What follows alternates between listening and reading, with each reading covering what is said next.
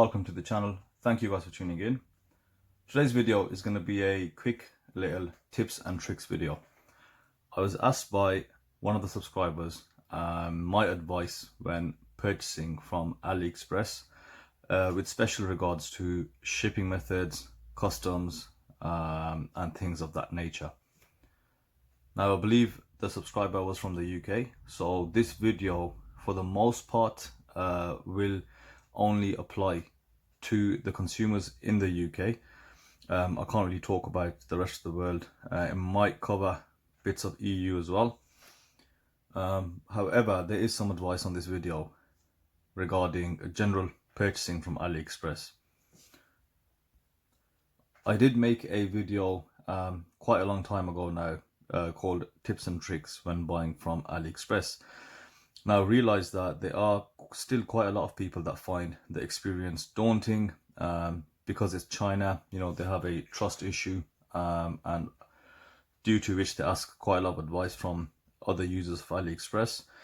To be honest, AliExpress is pretty safe. It is monitored to a certain degree by AliExpress themselves, and what it is basically a platform like eBay where you get a lot of retailers that will sell all the products through there. So there is a element of control, and we'll go through all that through this video. So what will I be covering? I'm going to cover how to buy from AliExpress, and it might seem pretty easy, and I'm not patronizing anybody, but we'll go into it in further detail. I think it will be quite useful. And then just a couple of points around the shipping, what options to choose, and how you can sort of not pay that dreaded customs tax duties when you're importing into the UK. Okay, what's my first tip? So my first tip when buying from AliExpress is never pay full asking price, or just don't pay the price that's listed. Now you might think, well, how's that possible? Well, I'll tell you how.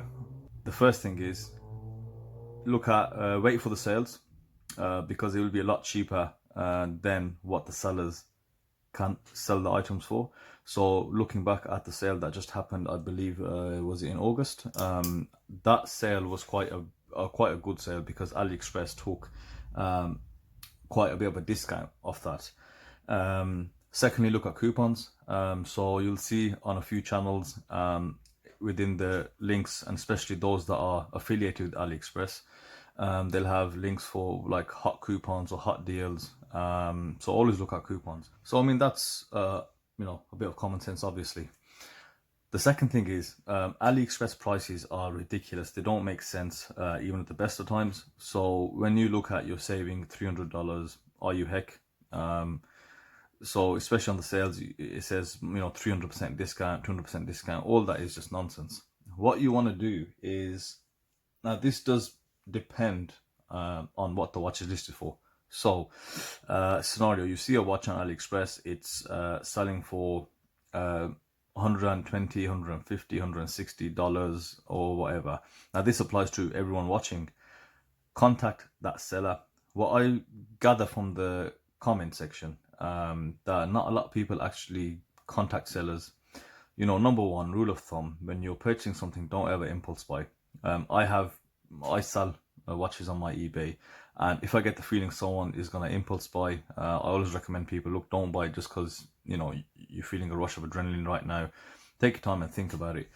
The reason I say that is, you know, exercise some patience. So contact the agent or the seller, and then ask them what the best price is, and then push for, I'd say push at least 3 to 4 times for a better price. I do that every single time I buy anything, or I'll do it just for the fun of it, even if I don't want to buy it, just to break down that salesman. So go in, wait out for a couple of days. You generally know if someone is going to budge. If they're not budging and you really want to watch, then say, okay, look, I'll pay you whatever. But haggling, rule number one, always try it on every single AliExpress seller, every item you want to buy.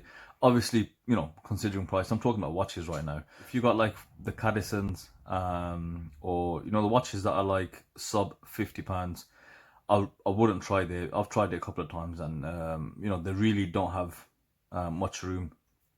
But give it a try, of course. Now the watches that are going for in around 80 to 200, 300, the higher the price, the more they can usually give as well.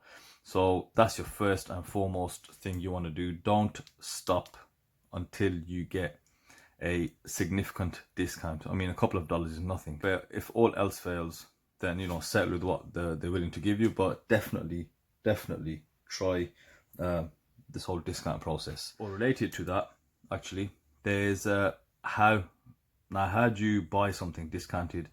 The sellers cannot give you this order, so you need to use something on AliExpress. It's a form of payment, but it's like a ghost payment. So you got to be careful with this though, because on sometimes when you're using the app, if you press buy it now, it just automatically goes through. So you want to add your item to the cart.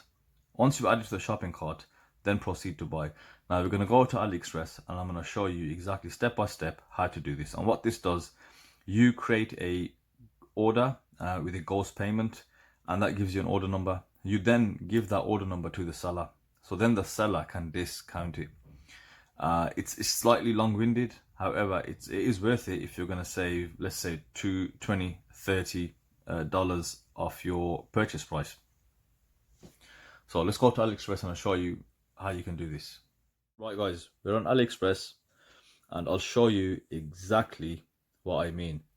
So let's go into my cart. Yeah, there's something I want to purchase. I'll go into checkout.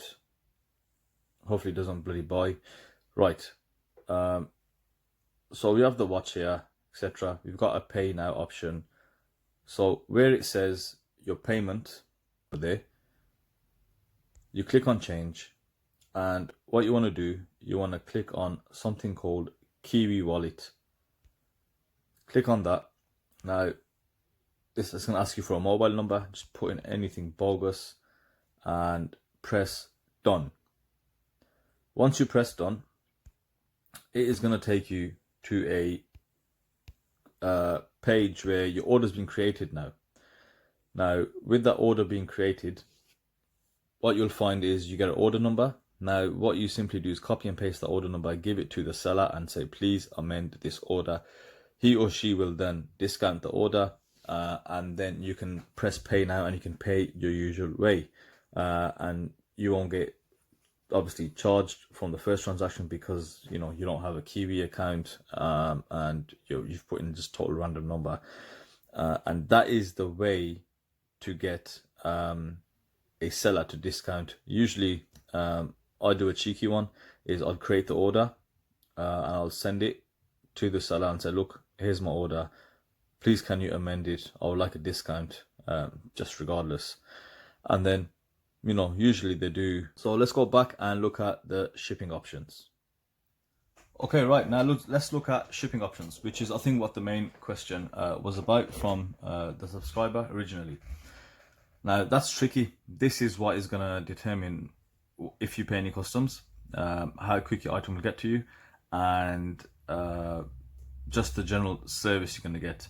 So on AliExpress, you've got your normal shipping method and your express shipping.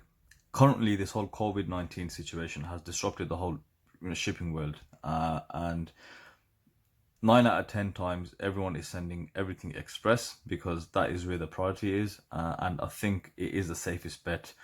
If you're buying a couple of watches, or if you're buying a couple of items, then I think it is worth it to go express. Obviously low ticket items, I'd say, I think anything below around 20 to 30 pounds, you can go with your usual shipping, but again it's up to you.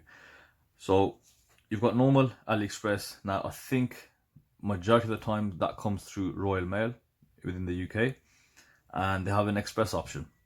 The express option also comes via Royal Mail, and what you can do with that is you need to ask the seller to reduce the value of the goods on the customs invoice. So they need to under declare the value of the items. So if your watch is $150 because they work in US dollars, they need to declare it.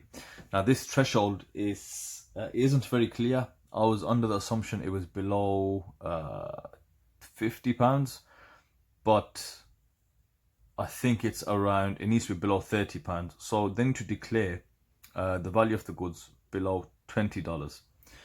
Now it might seem quite low, however, to date I've not had any issues, I've not had anything being stopped. However, I have had the odd customs charge from Royal Mail. Now that is just simply because it was opened at customs as a spot check. Now when you are ordering, I don't know, 20 packages a month, then they are bound to be stop checked by the customs officials every now and then. And then the thing you pay on that is a handling fee. So the handling fee usually is more than the actual customs you're paying. But you're still saving, you know, quite a bit because you're not paying the full customs on the full amount, which is, I believe, 20% of the order value. So that's one. The second thing now is DHL Express. This is probably, let me stop right there because I'm gonna go into something. How long does it take? So that being said, hopefully enjoy this, and I will see you for the next video. Thank you for watching.